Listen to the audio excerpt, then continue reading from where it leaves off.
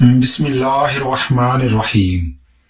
حضرت علی رضی اللہ تعالی عنہ نے فرمایا، 4 باتیں اپنی بیوی کو کبھی مت بتانا۔ نمبر 1، کبھی بیوی کے سامنے رونا مت، چاہے کتنی بھی تکلیف ہو، کتنی بھی پریشانی ہو، چاہے اندر سے کتنے ہی ٹوٹ چکے ہوں، لیکن بیوی کے سامنے کبھی آنسو مت بہانا، ورنہ ساری زندگی تمہاری بیوی یہی سمجھے گی یہ مرد بہت کمزور ہے، اپنے جذبات پر قابو نہیں پا سکتا، چھوٹی چھوٹی چیزوں پہ اداس ہو جاتا ہے، لہذا وہ تمہیں کمزور سمجھنا شروع کر دے گی۔ نمبر 2، بیوی کے سامنے اس کے گھر والوں کی برائی مت کرنا، کیونکہ ایک عورت جب شادی کرتی ہے تو وہ اپنا گھر چھوڑ کر آتی ہے، لیکن اپنے ماں باپ کبھی کوئی نہیں چھوڑتا۔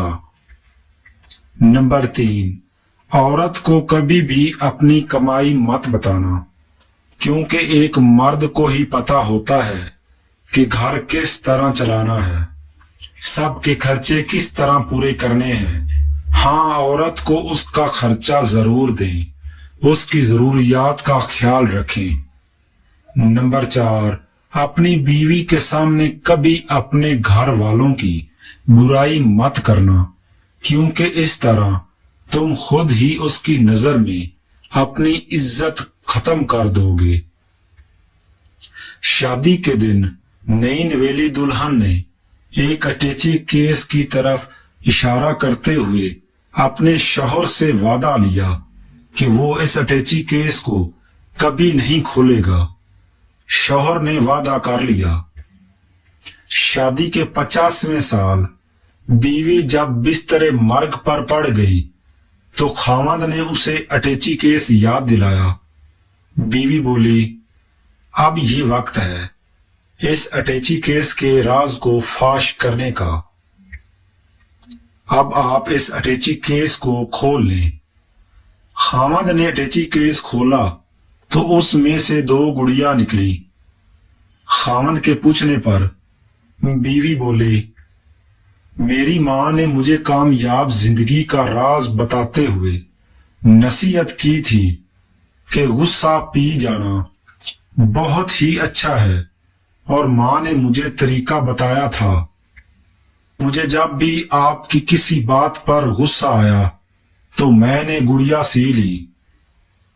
خاوند 2 گڑیا دیکھ کر بہت خوش ہوا کہ اس نے اپنی بیوی کو کتنا خوش رکھا۔ جب بھی اپنے خاوند کی کسی بات پر غصہ آیا تو تم بجائے خاوند پر غصہ نکالنے کے 1 گڑیا سی لینا، کیونکہ بیوی نے 50 سال کی کامیاب زندگی میں صرف 2 گڑیا ہی بنائی تھی۔ محبت میں شدت معنی نہیں رکھتی، محبت میں عزت معنی رکھتی ہے۔ ایک ہوتا ہے کسی کو اپنی طبیعت کے مطابق ڈال لینا، اور دوسرا ہوتا ہے کسی کی طبیعت کے مطابق ڈھل جانا۔ ان دونوں پہلوؤں میں انداز نرمی اور محبت والا ہو تو تب ہی رشتے بنتے ہیں، ورنہ جھگڑوں کے سوا اور کچھ نہیں ہوتا۔ اللہ تعالیٰ نے دنیا میں جو سب سے پہلے رشتہ بنایا وہ میاں اور بیوی کا ہی رشتہ تھا، اور پھر